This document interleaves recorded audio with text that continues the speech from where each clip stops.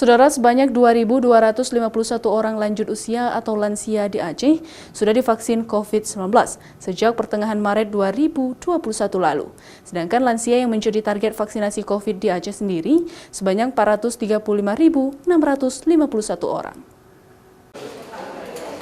Hingga 3 April lalu, jumlah lansia yang telah menerima vaksin tahap pertama di Aceh berjumlah 2.251 orang atau 0,5% dari total 435.651 orang.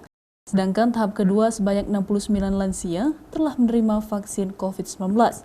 Vaksin bagi lansia ini juga diberikan di fasilitas kesehatan terdekat dengan para lansia tersebut. Menurut juru bicara Satgas COVID-19 Aceh, Saifullah Abdul Ghani, angka vaksinasi COVID-19 bagi lansia di Aceh masih berjalan lambat. Hal ini disebabkan karena interval waktu bagi lansia dari vaksinasi tahap pertama ke vaksin tahap keduanya selama 28 hari.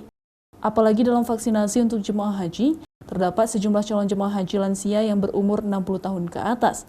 Sedangkan total jemaah haji asal Aceh tahun ini yang berjumlah 4.191 orang. Kalau kita lihat dari target lansia kita di Aceh itu 4.435 orang. Kurang lebih, kemudian yang sudah divaksin dosis pertama sebanyak 2.251 orang atau sekitar 0,5%. Kemudian yang dosis kedua baru 69 orang. Memang ini relatif lamban ya, karena memang interval waktunya panjang untuk lansia itu sampai 28 hari setelah dosis pertama diterima. Sementara itu, kelompok sasaran lain yang telah mendapatkan vaksin COVID-19 di Aceh yaitu pelayan publik sebanyak 478.489 orang, di mana 45.902 orang telah mendapatkan vaksin tahap pertama dan 12.550 orang telah mendapatkan vaksin tahap kedua.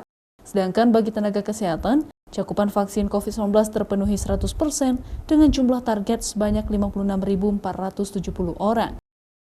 Mustajab, Kompas TV, Banda Aceh.